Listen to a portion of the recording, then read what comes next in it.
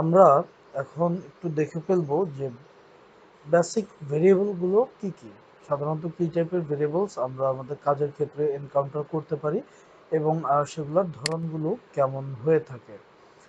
আহ, একটু বলি যে প্রথমেই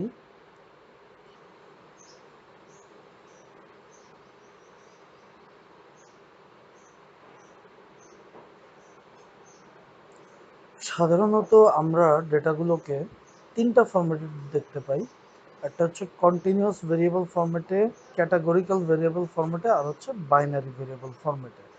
ক্যাটাগরিটাতে সাধারণত আমরা অর্ডারও দেখতে পাই এবং অর্ডার ছাড়াও দেখতে পাই, এবং রেসপন্সগুলো আমাদের যেই সার্ভেগুলো থেকে যে ধরনের রেজাল্ট বা রেসপন্সগুলো আসে, সাধারণত সেগুলো হয় সিঙ্গেল রেসপন্স হয় অথবা মাল্টিপল রেসপন্সও আসতে পারে। অর্থাৎ কোনো একটা পার্টিকুলার রেসপন্সের এগেনস্টে আমি একটাই উত্তর নিলাম, সেটাও আসতে পারে। আবার আমি অপশন দিয়ে দিলাম রেসপন্ডেন্টকে অপশন দেওয়া হলো যে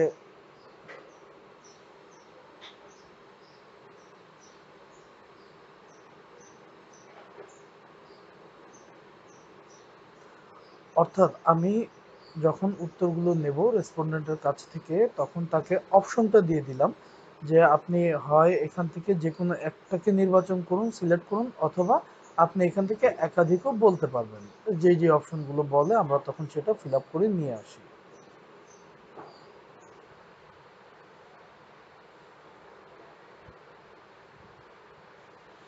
ডেটা সেটটাকে প্রথমে একটু বুঝে নিই। ডেটা সেটটা থাকবে হচ্ছে রো ওয়াইজ, অর্থাৎ একজন রেসপন্ডেন্টের একটা রেসপন্স পুরোটা রোতে থাকবে, নট দ্য কলাম, রোতে থাকবে।